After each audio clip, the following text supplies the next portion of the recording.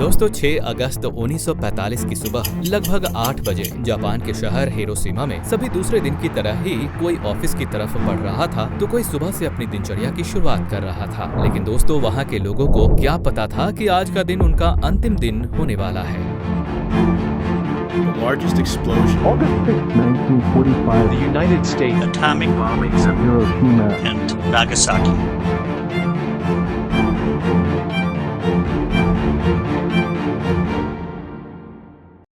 दोस्तों इस तबाही की शुरुआत होती है 1 सितंबर 1939 से, जब एडोल्फ हिटलर के नेतृत्व में नाजी जर्मनी ने पोलैंड पर आक्रमण कर दिया था, जिससे यूनाइटेड किंगडम और फ्रांस ने 3 सितंबर को जर्मनी के खिलाफ युद्ध की घोषणा कर दी थी। दोस्तों इस लड़ाई में युद्ध करने वाले 2 गुट थे, जिसमें एक धुरी राष्ट्र और एक मित्र राष्ट्र। धुरी राष्ट्र में शामिल देश जर्मनी, इटली और जापान। इन देशों के नेता एडोल्फ हिटलर जर्मनी के, बेनिटो मुसोलिनी इटली के और सम्राट हिरोहितो जापान के थे। इन देशों ने त्रिपक्षीय संधि के तहत एक रक्षात्मक गठबंधन बनाया था।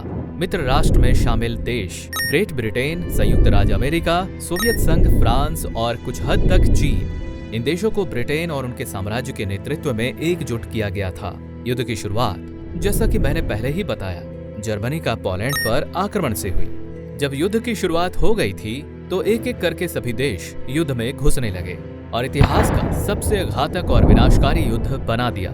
युद्ध से पहले जर्मनी, अमेरिका और बाकी दुनिया महामंदी से गुजर रही थी। अर्थव्यवस्था बहुत खराब थी, बेरोजगारी अपने चरम पर थी और भारी मुद्रास्फीति के कारण पैसे का मूल्य कम हो गया था। जुलाई 1941 में जापानियों ने दक्षिण पूर्व एशिया में सेना भेजी। इससे क्षेत्र में ब्रिटिश हितों को खतरा पैदा हो गया और इससे अमेरिका तथा ब्रिटेन ने जापान के खिलाफ तेल प्रतिबंध लगा दिया। जवाबी कार्रवाई में जापानियों ने 7 दिसंबर 1941 को पर्ल हार्बर में अमेरिकी नौसेना के प्रशांत बेड़े पर विनाशकारी हमला किया, जिससे अमेरिका भी युद्ध में शामिल हो गया। इसके बाद के दिनों में जापानियों ने पूर्वी एशिया में यूरोपीय उपनिवेशों पर आक्रमण किया, जिसमें हांगकांग, मलाया, सिंगापुर और बर्मा के ब्रिटिश क्षेत्र शामिल थे। उनका उद्देश्य एक आत्मनिर्भर जापान के चारों ओर एक किलाबंद परिधि बनाना था, जिसे तब तक सुरक्षित रखा जा सके जब तक कि मित्र राष्ट्र युद्ध से थक न जाए। दोस्तों जुलाई 1945 में शांति के लिए प्रयास किया गया। मित्र देशों के नेताओं ने जापानियों से बिना शर्त आत्मसमर्पण की मांग की और कहा कि ऐसा न होने पर शीघ्र और संपूर्ण विनाश किया जाएगा, और ऐसा करने के लिए जापान ने मना कर दिया। 1945 में एक आम जापानी की जिंदगी बहुत मुश्किल हो चुकी थी। दुकानों में अंडे, दूध, चाय और कॉफी पूरी तरह से गायब हो चुके थे। स्कूलों के मैदानों और घरों के बगीचों में सब्जियां उगाई जा रही थीं। पेट्रोल भी आम लोगों की पहुंच से बाहर हो चुका था। सड़कों पर एक भी निजी कार नहीं दौड़ रही थीं। हिरोशिमा की सड़कों पर हर तरफ साइकिलें, पैदल चलते लोग और सैनिक वाहन दिखाई दे रहे थे। 6 अगस्त 1945 को सुबह 7 बजे जापानी रडारों ने दक्षिण की ओर से आते अमेरिकी विमानों को देखा। चेतावनी के सायरन बज उठे और पूरे जापान में रेडियो कार्यक्रम रोक दिए गए। जापान में तब तक पेट्रोल की इतनी कमी हो चुकी थी कि उन विमानों को रोकने के लिए कोई जापानी विमान नहीं भेजा गया और जापान इसमें भी विफल हो गया। 8 बजते बजते चेतावनी उठा ली गई और रेडियो कार्यक्रम फिर से शुरू किए गए। 8:09 पर अमेरिकी वायुसेना के कर्नल पॉल टिबेट्स ने अपने B-29 विमान एनोला गे के इंटरकॉम पर घोषणा की, अपने गूगल्स लगा लीजिए और उन्हें अपने माथे पर रखिए।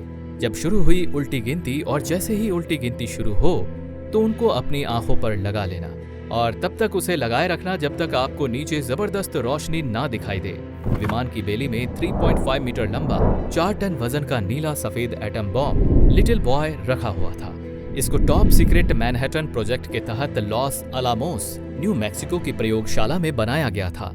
इसके अस्तित्व को इतना गुप्त रखा गया था कि अमेरिका के उपराष्ट्रपति हैरी ट्रूमैन को इसके बारे में पहली बार तब पता चला जब उन्होंने राष्ट्रपति रूजवेल्ट की मृत्यु के बाद अमेरिका के नए राष्ट्रपति का पदभार संभाला।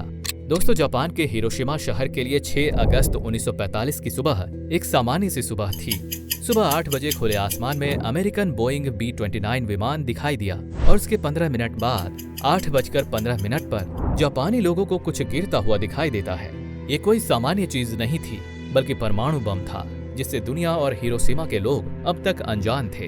ये यूरेनियम बम था, जिसका नाम अमेरिका ने लिटिल बॉय रख रखा था। ये बम धरती पर आने में कुछ ही सेकंड का समय लेता है और फिर शुरू होता है तबाही। परमाणु बम गिरने के बाद हिरोशिमा शहर की तस्वीर ही बदल चुकी थी। इस बम ने लगभग 4000 डिग्री सेल्सियस तापमान उत्पन्न किया और इसके सामने आने वाली सजीव और निर्जीव वस्तुएं भाप बनकर उड़ गईं।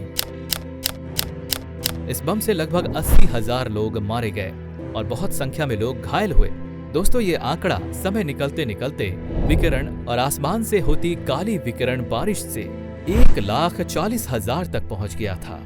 हिरोशिमा की तबाही के बावजूद जापानियों को तुरंत आत्मसमर्पण करवाने में सफलता नहीं मिली और जापान तो पहले वाले बम की तबाही से निपटा ही नहीं था कि दूसरा परमाणु बम अमेरिका ने 9 अगस्त को मेजर चार्ल्स स्वीनी के नेतृत्व में टीनियन से एक और B-29 बम वर्षक बॉक्सकार को उड़ाया। इस बम को कोकुरा शहर पर गिराना चाहा, लेकिन उसके ऊपर घने बादलों की वजह से दूसरे लक्ष्य को चुना और नागासाकी को लक्ष्य बनाकर नागासाकी की ओर धकेल दिया, जहां उस सुबह 11:02 पर प्लूटोनियम बम फैटमैन गिराया गया। हिरोशिमा में इस्तेमाल किए गए बम से ज्यादा शक्तिशाली इस बम का वजन लगभग 10,000 पाउंड था और इसे 22 किलो टन का विस्फोट करने के लिए बनाया गया था। लेकिन दोस्तों, नागासाकी जो पहाड़ों के बीच संकरी घाटियों में बसा हुआ है, जिससे बम का प्रभाव कम हो गया, जिससे विनाश 2.6 वर्ग मील तक सीमित हो गया और हिरोशिमा से कम नुकसान हुआ। लेकिन इसमें भी मरने वालों की संख्या 40,000 से 80,000 तक पहुंच गई थी और इसी नुकसान की वजह से जापान ने आत्मसमर्पण करने की 10 अगस्त को इच्छा जताई और 14 अगस्त आते आते पोट्सडैम की शर्तों को स्वीकार कर लिया। 15 अगस्त को जापान ने मित्र राष्ट्रों के सामने आत्मसमर्पण कर दिया और 2 सितंबर को आत्मसमर्पण के दस्तावेजों पर हस्ताक्षर किए, जिससे युद्ध खत्म हो गया। दोस्तों, हम वीडियो को यहीं खत्म करते हैं। मिलते हैं अगले वीडियो में कुछ इंटरेस्टिंग टॉपिक के साथ।